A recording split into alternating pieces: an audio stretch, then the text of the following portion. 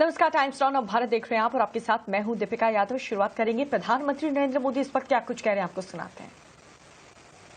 Innovation के प्रति आकर्षण पैदा करने, इनोवेशन को इंस्टीट्यूशनलाइज करने का है।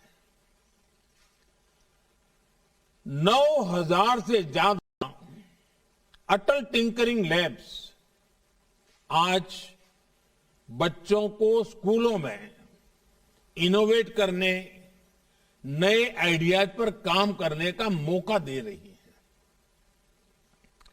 अटल इनोवेशन मिशन से हमारे नौजवानों को अपने इनोवेटिव आइडियाज पर काम करने के लिए नए नए प्लेटफॉर्म मिल रहे हैं। इसके अलावा देश भर के स्कूलों और कॉलेजों में हजारों लैब्स का नेटवर्क हर क्षेत्र में इनोवेशन को बढ़ावा देता है। देश के सामने मौजूद चुनौतियों से निपटने के लिए हम इनोवेशन और टेक्नोलॉजी आधारित सॉल्यूशंस पर बल दे रहे हैं। हमने अनेकों हैकेथॉन्स का आयोजन करके नौजवानों को अपने साथ जोड़ा है। उन्होंने रिकॉर्ड समय में बहुत सारे इनोवेटिव सॉल्यूशंस हमें दिए हैं। ये आप भी अनुभव करते होंगे कि सरकार के अलग अलग विभाग, अलग अलग मंत्रालय किस तरह नौजवानों और स्टार्टअप के साथ संपर्क में रहते हैं, उनके नए आइडियाज को प्रोत्साहित करते हैं। चाहे नए ड्रोन रूल्स हो या फिर नई स्पेस पॉलिसी, सरकार की प्राथमिकता ज्यादा से ज्यादा युवाओं को इनोवेशन का मौका देने की है। हमारी सरकार ने आईपीआर रजिस्ट्रेशन से जुड़े जो नियम होते थे उन्हें भी काफी सरल कर दिया है। केंद्र और राज्य सरकारें मिलकर आज देश में सैकड़ों इनक्यूबेटर्स को सपोर्ट कर रही है। आज देश में आई क्रिएट जैसे संस्थान इनोवेशन इकोसिस्टम को बढ़ाने में बहुत महत्वपूर्ण रोल प्ले कर रहे हैं। आई क्रिएट यानी international centre for entrepreneurship and technology, ये संस्थान अनेकों स्टार्टअप्स को मजबूत शुरुआत दे रहा है, इनोवेशन को प्रोत्साहित कर रहा है और साथियों, सरकार के इन प्रयासों का हम असर भी देख रहे हैं। 2013-14 में जहां 4,000 पैटेंट्स को स्वीकृति मिली थी, वहीं पिछले वर्ष 28,000 से ज्यादा पेटेंट्स ग्रांट किए गए हैं। वर्ष 2013-14 में जहां करीब 70,000 ट्रेडमार्क्स रजिस्टर हुए थे, वहीं 2021 में 2.5 लाख से ज्यादा ट्रेडमार्क रजिस्टर किए गए हैं। वर्ष 2013-14 में जहां सिर्फ 4,000 कॉपीराइट ग्रांट किए गए थे, पिछले साल इनकी संख्या बढ़कर 16,000 के भी पार हो गई है। इनोवेशन को लेकर भारत में जो अभियान चल रहा है, उसी का प्रभाव है कि ग्लोबल इनोवेशन इंडेक्स में भी भारत की रैंकिंग में बहुत सुधार आया है। वर्ष 2015 में इस रैंकिंग में भारत 81 नंबर पर रुका पड़ा था।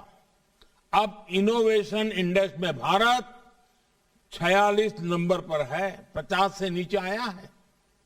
साथियों, भारत का स्टार्टअप इकोसिस्टम आज दुनिया में अपना परचम लहरा रहा है। ये भारत के स्टार्टअप इकोसिस्टम की ताकत है कि वो पैशन से, सिंसियरिटी से और इंटीग्रिटी से भरा हुआ है। ये भारत के स्टार्टअप इकोसिस्टम की ताकत है कि वो लगातार खुद को डिस्कवर कर रहा है, खुद को सुधार रहा है, अपनी ताकत बढ़ा रहा है। वो लगातार एक लर्निंग मोड में है, चेंजिंग मोड में है, नई नई स्थितियां, परिस्थितियां के मुताबिक खुद को ढाल रहा है। आज किसी से ये देखकर गौरव नहीं होगा कि भारत के स्टार्टअप्स 55 अलग अलग इंडस्ट्री से काम कर रहे हैं। हर किसी को गर्व होगा। 5 साल पहले देश में जहां 500 स्टार्टअप्स भी नहीं थे, आज उनकी संख्या बढ़कर 60,000, 60,000 तक पहुंच चुकी है। आपके पास इनोवेशन की शक्ति है, आपके पास नए आइडियाज हैं, आप नौजवान ऊर्जा से भरे हुए हैं और आप बिजनेस के तौर तरीके बदल रहे हैं। Our startups are changing the rules of the game. इसलिए मैं मानता हूं startups are going to be the backbone of new India. साथियों, एंटरप्रेन्योरशिप से एनवायरमेंट की ये स्पिरिट हमारे यहां डेवलपमेंट को लेकर रीजनल और जेंडर डिस्पैरिटी की समस्या का भी समाधान कर रही है। पहले जहां बड़े शहरों में, मेट्रो शहरों में ही बड़े बिजनेस फलते फूलते थे, आज देश के हर राज्य में 625 से अधिक जिलों में कम से कम एक स्टार्टअप है। आज करीब आधे स्टार्टअप टियर 2 और टियर 3 सिटीज में है। ये सामान्य गरीब परिवारों के युवाओं के आइडिया को बिजनेस में बदल रहे हैं। इन स्टार्टअप्स में आज लाखों युवाओं को रोजगार मिल रहा है। साथियों, जिस स्पीड और जिस स्केल पर आज भारत का युवा स्टार्टअप बना रहा है, वो वैश्विक महामारी के इस दौर में भारतीयों की प्रबल इच्छा शक्ति और संकल्प शक्ति का प्रमाण है।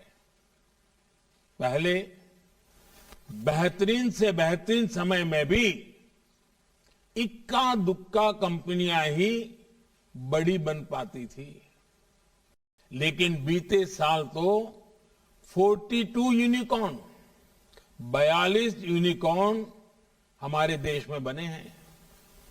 हजारों करोड़ रुपए की ये कंपनियां आत्मनिर्भर होते आत्मविश्वासी भारत की पहचान है। आज भारत तेजी से यूनिकॉर्न की सेंचुरी लगाने की तरफ बढ़ रहा है और मैं मानता हूं भारत के स्टार्टअप का स्वर्णिम काल तो अब शुरू हो रहा है। भारत की जो विविधता है वो हमारी बहुत बड़ी ताकत है। हमारी डायवर्सिटी हमारी ग्लोबल आइडेंटिटी है। हमारे यूनिकॉर्न्स और स्टार्टअप्स इसी डायवर्सिटी के मैसेंजर हैं। सिंपल डिलीवरी सिस्टम से सर्विस से लेकर पेमेंट सॉल्यूशन और कैब सर्विस तक आपका विस्तार बहुत बड़ा है। आपके पास भारत में ही डाइवर्स मार्केट्स, डाइवर्स कल्चर्स और उसमें काम करने का इतना बड़ा अनुभव है। इसलिए भारत के स्टार्टअप खुद को आसानी से दुनिया के दूसरे देशों तक पहुंचा सकते हैं। इसलिए आप अपने सपनों को सिर्फ लोकल न रखें, ग्लोबल बनाएं। इस मंत्र को याद रखिए, let us innovate for India, innovate from India. साथियों, आजादी के अमृत काल में ये सबके लिए जुट जाने का समय है। ये सबका प्रयास से लक्ष्यों की तरफ बढ़ने का समय है। मुझे खुशी हुई जब एक ग्रुप ने पीएम गति शक्ति नेशनल मास्टर प्लान को लेकर अहम सुझाव दिया। गति शक्ति प्रोजेक्ट में जो एक्स्ट्रा स्पेस है, उसका उपयोग ईवी चार्जिंग इंफ्रास्ट्रक्चर के निर्माण के लिए किया जा सकता है। इस मास्टर प्लान में आज ट्रांसपोर्ट, पावर, टेलीकॉम सहित पूरे इंफ्रास्ट्रक्चर ग्रिड को सिंगल प्लेटफॉर्म पर लाया जा रहा है। मल्टी मॉडल और मल्टीपर्पज एसेट्स के निर्माण के इस अभियान में आपकी भागीदारी बहुत जरूरी है। इससे हमारे मैन्युफैक्चरिंग सेक्टर में नए चैंपियंस के निर्माण को बल मिलेगा। Defence manufacturing, cheap manufacturing, clean energy और ड्रोन टेक्नोलॉजी से जुड़े अनेक सेक्टर्स में देश के एम्बिशियस प्लान्स आपके सामने हैं।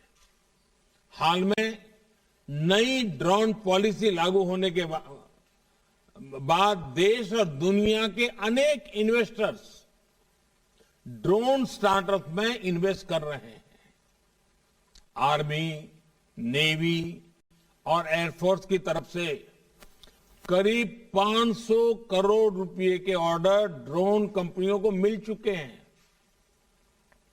सरकार बड़े पैमाने पर गांव की प्रॉपर्टी की मैपिंग के लिए आज ड्रोन का उपयोग कर रही है, स्वामित्व योजना के लिए। अब तो दवाओं की होम डिलीवरी और एग्रीकल्चर में ड्रोन के उपयोग का दायरा बढ़ रहा है। इसलिए इसमें बहुत संभावनाएं हैं। साथियों, तेजी से होता हमारा शहरीकरण भी एक बहुत बड़ा फोकस एरिया है। आज अपने मौजूदा शहरों को डेवलप करने और नए शहरों के निर्माण के लिए बहुत बड़े स्तर पर काम चल रहा है। अर्बन प्लानिंग, हमें बहुत काम करना है उस क्षेत्र में।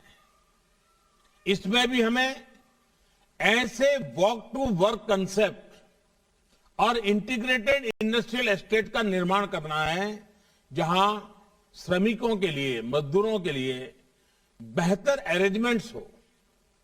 अर्बन प्लानिंग में नई संभावनाएं आपका इंतजार कर रही हैं। जैसे यहां एक ग्रुप ने बड़े शहरों के लिए नेशनल साइकिलिंग प्लान और कार फ्री जोन्स की बात रखी। ये शहरों में सस्टेनेबल लाइफस्टाइल को प्रमोट करने के लिए बहुत जरूरी है। आपको मालूम होगा, मैं जब COP26 की समिट में गया था, तब मैंने एक